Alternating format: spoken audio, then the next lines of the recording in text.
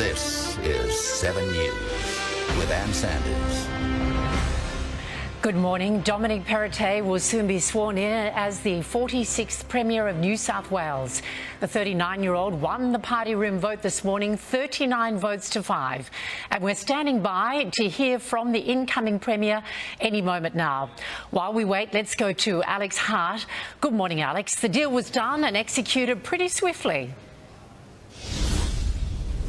He was indeed, and as you can see, we're waiting now inside this room, inside the New South Wales Parliament, for Dominic Perrottet to give his first media conference as the leader of the New South Wales Liberal Party and, of course, as the Premier-elect. The ballot this morning, he won overwhelmingly, 39 votes to 5, beating the only other contender, the Planning Minister, Rob Stokes. As you mentioned, a deal had been done before this, a factional deal to stitch up the result. It really was a fait accompli. Robert Stokes saying he was going to stand to give the Liberal Party room a choice in this. And when we are going to hear from Stuart Ayres also, the man who was elected unopposed as the Deputy Leader of the Liberal Party. But before we do that, let's see how the vote played out this morning.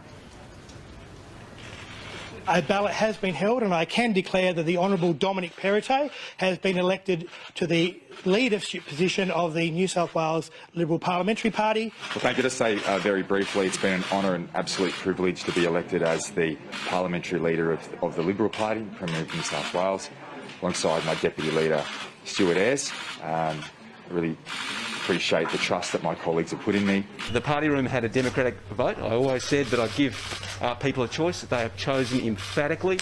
Democracy is the winner today. Dom Perrottet will be a magnificent Premier. So Rob Stokes has committed to staying on and serving Dominic Perrottet in his position as the member for Pittwater and presumably in Dominic Perrottet's cabinet when it is announced later today. Dominic Perrottet, Stuart Ayres, and I expect the Treasurer, the new incoming Treasurer, Matt Keane, will head across to Government House to be sworn in.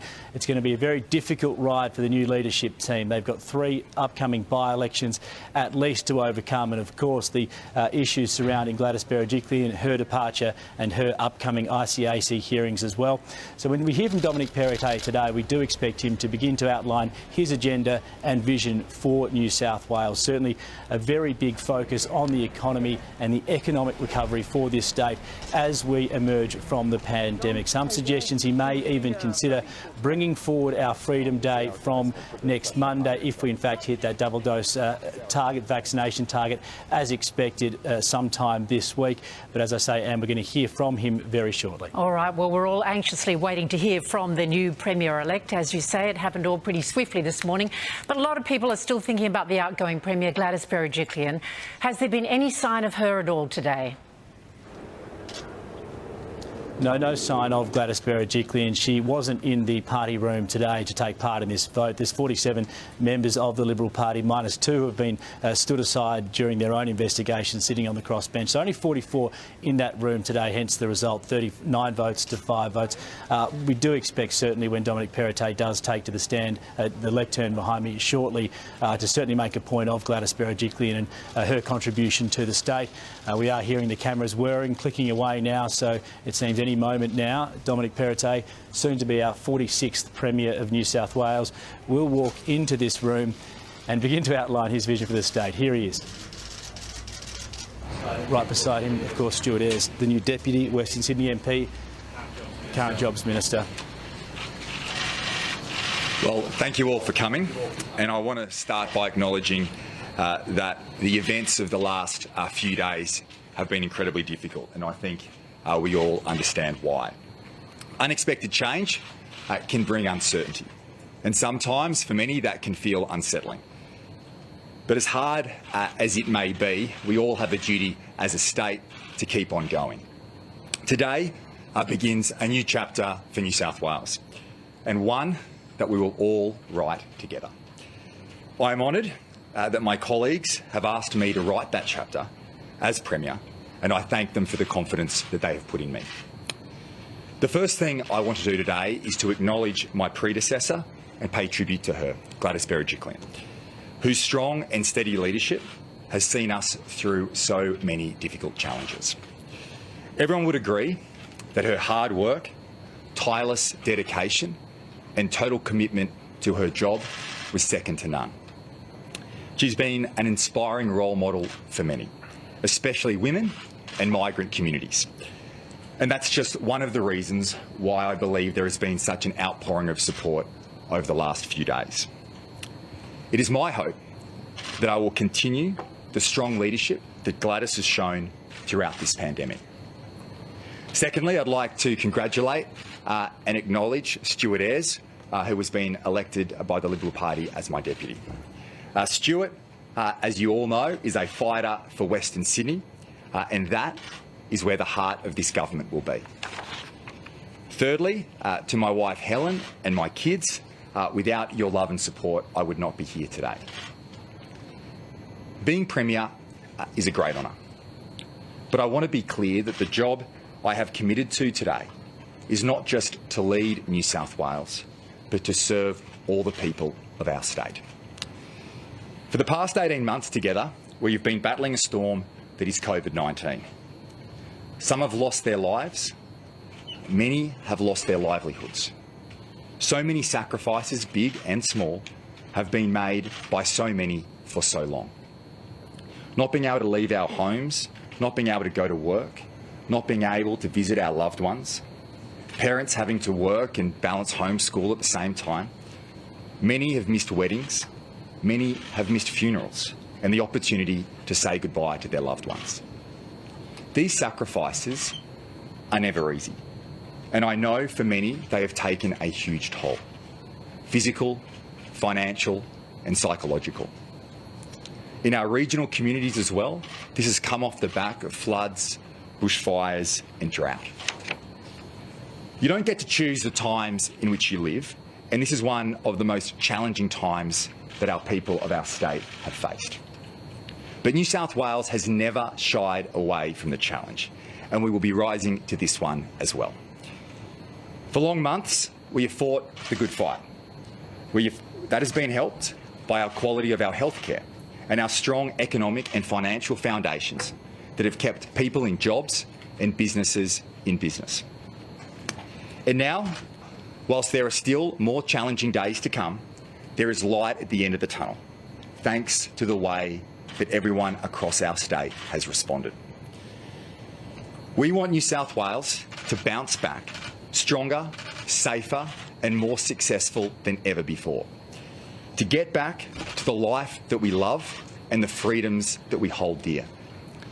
As a former Treasurer, I know that a strong society needs a strong economy. And that's why our first priority will be to continue the plan that we have started, keeping people safe, opening up the economy and securing our recovery. Up until now, all our Liberal premiers have been infrastructure premiers, building the roads, the rail, the schools and the hospitals for communities right across our state. And that will not change with me. But I'll also be a family premier, focusing on how we can make life better for working families, living the Liberal values of opportunity, aspiration and hard work. The true strength of New South Wales is its people, our tradies, our working mums and dads, small business owners, community groups and frontline workers, our teachers, our nurses, our doctors, our paramedics, fireys and police. Our state is a rich tapestry with a rich history, from our proud First Nations people to those who have come here from every corner of the globe. No matter who you are, where you come from, or what you believe, it is the greatest privilege of my life to represent and serve every one of you. I know how big the challenge ahead is for our state, but I love New South Wales, and that is the passion that will fuel me and fuel my team. A stable, united government is vital to getting on with the work that we've begun, so there'll be no cabinet reshuffle until we are through this challenge.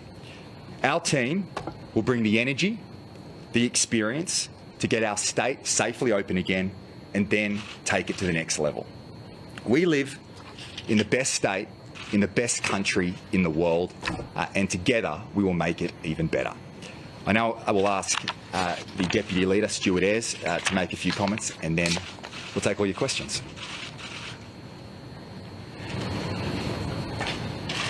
Thank you, Dominic. First and foremost, I'd really like to acknowledge and thank my family, my parents, Gary and Leslie, my brother John, for their unwavering support over my time as a Member of Parliament and the work that I've done right across Western Sydney. To Maurice, who's currently in isolation, what a time to be doing quarantine. Thank you for being a rock through this period of time and this transition. Your commitment to our nation, our state and to Western Sydney has been a really stabilising and guiding force for me, and it's been incredibly useful over the last couple of days.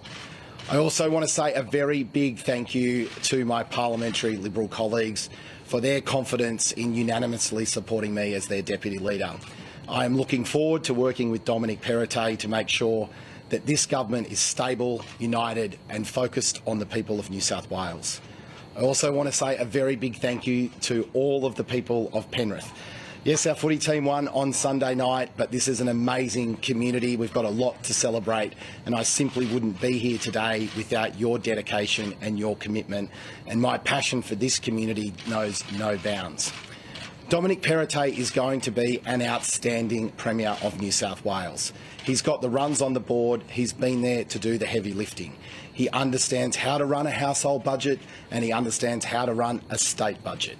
This is a team that is focused on everyone across this state. We have been through immense challenges, whether it's the city or the suburbs, the coast or the bush. We are going to remain focused on the people of New South Wales. We are going to come out of this pandemic stronger than ever before, and we're going to get people back in work. Thanks very much. So when you say no cabinet reshuffle until we're through this challenge, how would you define being through this challenge? Is it the December 1 opening date? My expectation is that over summer, and I'll work through that, but ultimately right now, the focus of this government is on the people of our state. We are at an incredibly important juncture. On Monday, the state opens up, and we want to get people back into work, get businesses open again, and that is the sole focus of our government today. What are you going to do about the Treasurer? So you're without a Treasurer, the Treasurer and a Transport Minister. So what are you going to do about those? Well, we'll work through that. My intention is that Minister Ayres will take over the portfolio as Treasurer. And we will work through those other, Mr. Keane, those other arrangements. But ultimately, my commitment today is that we will keep the team in place until we get to summer. This is an important time. There's not a time for people to be focusing on themselves. The people of New South Wales need us to be focused on them. That's exactly what we're going to do. Just to clarify, is it Mr. Ayres or Mr. Keane? It is Mr. Keane. Transport? I'll work through that. Obviously, the National Party tomorrow has their party room meeting. So once that is decided, I will speak to the new Deputy Premier of New South Wales and we'll work through that. But my intention today is that Minister Ayres will be sworn in the portfolios of jobs and investment. Minister Hazzard will be sworn in as the Health Minister. Minister Keane will be sworn in as the Treasurer. And I'll be sworn in as the Premier of the state. Continue on the same path as Gladys Berejiklian set out. We're due to hit 70% double dose either tomorrow or the next day. You're not tempted to give Sydney siders and New South Wales their weekend back early? Well, what I commit to doing is this afternoon, after the swearing in, I'll be sitting down with Minister Hazzard and the health team alongside Minister Ayres and members of the Crisis Cabinet to have a discussion in relation to the roadmap. But obviously, this is early days and, we have done so well. My intention at this stage is that that day will remain on Monday for next week. But there are a number of issues that need to be looked at and obviously health is our #1 priority right now, and I'll be sitting down with the Minister and the health team this afternoon. In terms of the health advice, the unvaccinated, would you be looking to bring that December 1 date forward if the health advice? I don't want to preempt any of that. I think if you look at the success of our state, our successes has been based on the vaccination rates. We've had one of the fastest vaccination rates in the world, not just in the country, and that is a testament to every single person right across the state. We would not be here in this position today where we're opening up on Monday based for the sacrifices and the efforts that every single person across this state has made. We will obviously look at the roadmap. We're committed to it. Both Minister Ayres and myself played an important role in developing that with the Premier and the Deputy Premier, but we'll work through those issues over the course of the day. Would you have preferred to have an uncontested leadership? It was first contested ballot since 2002, and what would you say to those 5 people that voted for Rob Stokes instead of you? I think one of the most... This has been a very difficult time, as you could imagine, coming on the resignation of the Premier on Friday. But over the course of the weekend, the professionalism, the maturity, the unity that our entire party room has had during this period, I think has been exceptional. And I'm very proud to lead a team that has one focus, and that's on the people of our state. Rob Stokes is a great mate and a great minister in this government, and will continue to play a very important role. I think we're blessed that we have so many people in our team who could put their hands up to run for leader. That's a sign of depth in a team.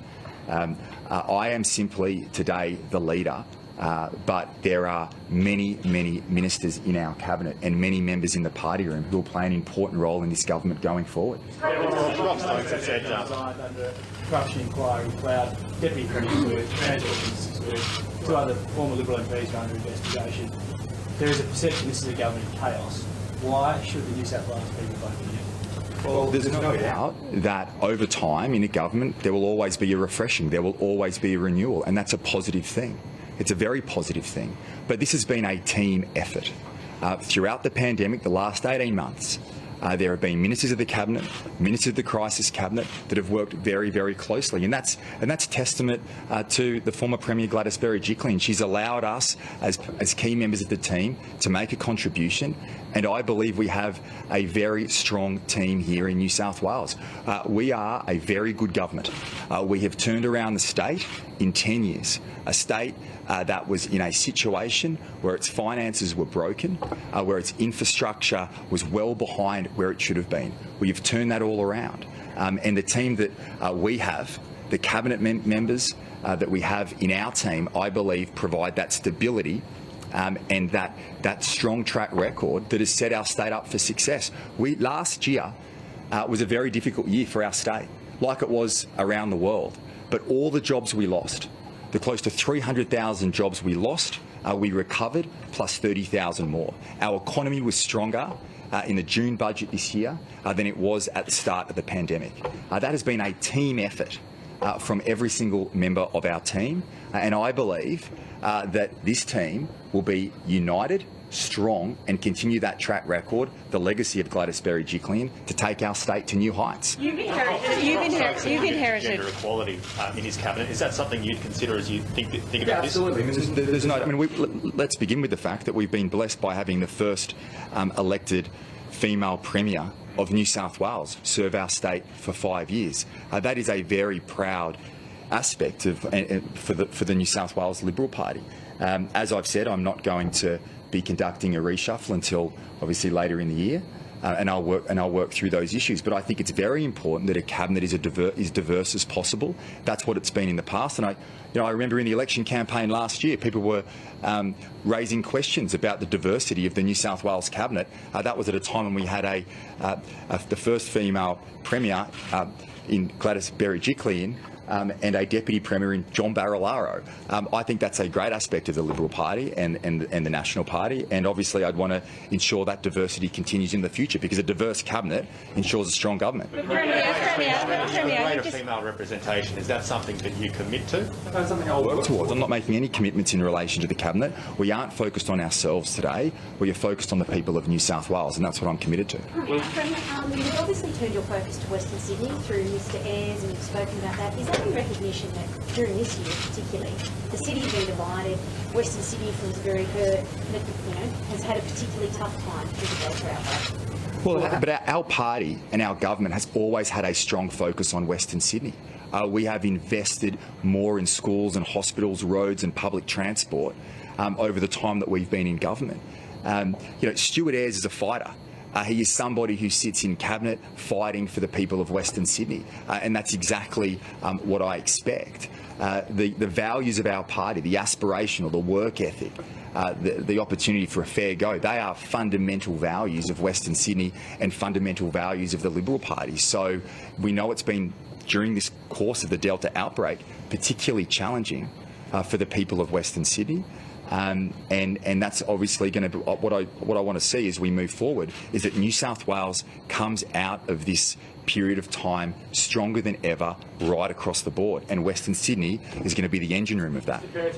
Much has been made by your critics of your religious views. Can you explain to people in New South Wales how they will influence the way you run the state, and be frank with them about what your views are? Well, my religious views and my Christian faith is something I'm incredibly proud of, as many people across our state are. And that is something that is personal to me and personal to many people, and I think that's incredibly important. We live in a very diverse society. I think some of the criticism in relation to that diversity has been unfounded, and I'm proud to live, and I love our state, and I love the diversity and the multicultural backgrounds and the religious backgrounds. Diversity should be celebrated. It shouldn't be criticised. People should judge people on who they are and what they say, not based on some religious element. And I'm very proud of the fact that I have a strong Christian faith. Does that in any way take away my capacity to serve as Premier? Well, I don't think so. And I think it's a sad thing that some people do, but I think in the main, people right across our state believe in freedom of religion and freedom of the opportunity to serve in public life, regardless what your ethnic background is or what your religious values are. You've been described as the most conservative Premier New South Wales will have seen since World War II. Are you going to be living up to that title? Well, that's for other people's judgments, but I think I have served diligently in my roles as Finance Minister and Treasurer of the State. I'm incredibly passionate, hard-working, and I, as Premier, will serve every single person across this state, regardless what your beliefs are, what your religion is, what the role of the Premier, and why I'm incredibly proud today and humbled to be in this role. And to be appointed by my party room is to serve every single person right across the state, and that's exactly what I'm going to do. Can I ask you about the other big global challenge we're facing, climate change? What are your views on this? Because there's been various reports of what you've said in the past. And what will your government be doing towards meeting net zero by 2050? Well, the great thing about this government when it comes to meeting our net zero target is that we are completely on track without any policy change at all. Comments that I've made in the past have been